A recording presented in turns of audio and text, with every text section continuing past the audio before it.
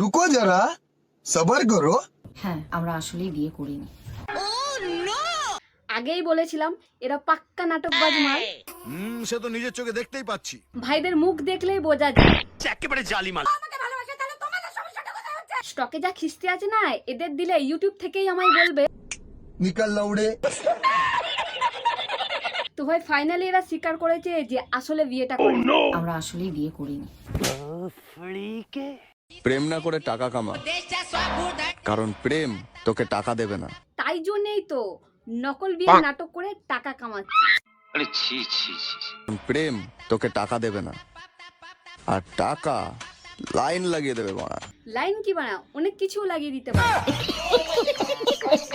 তো চলো আর বেশি বকবক না করে আজকের ভিডিও শুরু করা যাক। ভাই এতদিন ধরে এত কেচ্চা কেলেঙ্কারি কান্নাকাটি নাটকবাজি করার পর বলছে এটা একটা সোশ্যাল এক্সপেরিমেন্ট ছিল।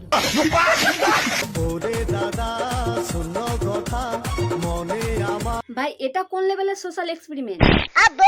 আর এটা আমার বুক কাঁপে যে দুরু দুরু মনে লাগে ভয়। এটা কোন লেভেলের সোশ্যাল এক্সপেরিমেন্ট বল? ভাই ফুল সজ্জার নামে ছেঁচড়াগিরি করার পর বলছে হ্যাঁ এটা একটা সোশ্যাল এক্সপেরিমেন্ট ছিল। ভাই তোদের ওই সোশ্যাল এক্সপেরিমেন্ট না,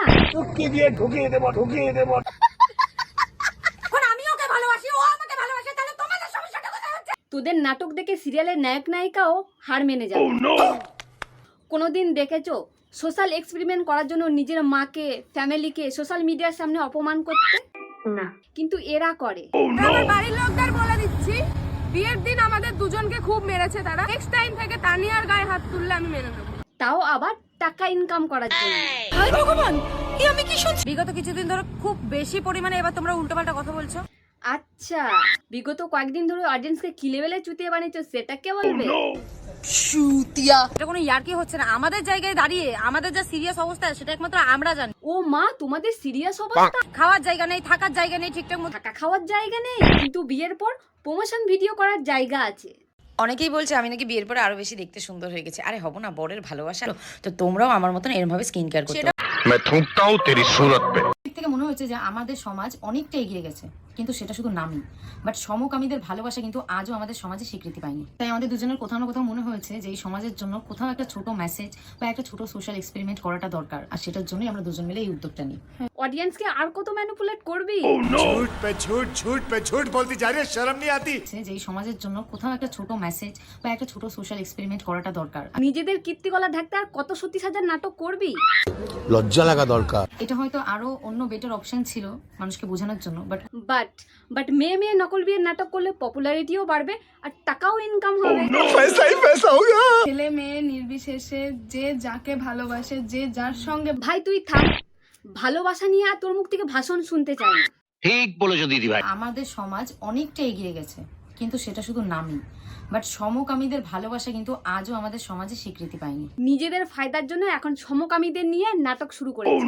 तुम्हें शर्म है? कुछ शर्म आया है? বলি তোরা তো একটা অ্যাক্টিং স্কুলও খুলতে পারিস। পারবে না। তোদের যা মানসিকতা। अभी बता दे भाई, अभी बता दे।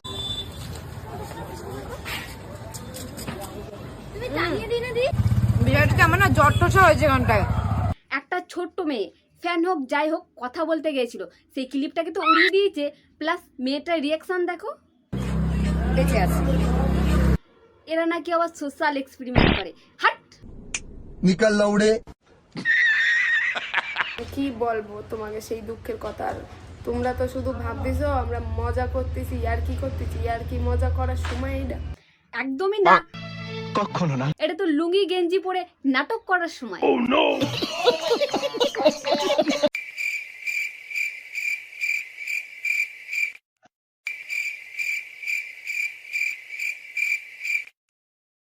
হ্যাঁ ভাই, এটাও সোশ্যাল এক্সপেরিমেন্ট।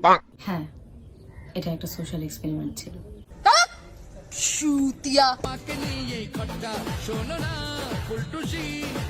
মুখ থেকে কোল্ড ড্রিঙ্কস বের করে মুখে থুপে দেয়া, এটাও। আমাকে তুমি উঠায় নাও, উঠায় না।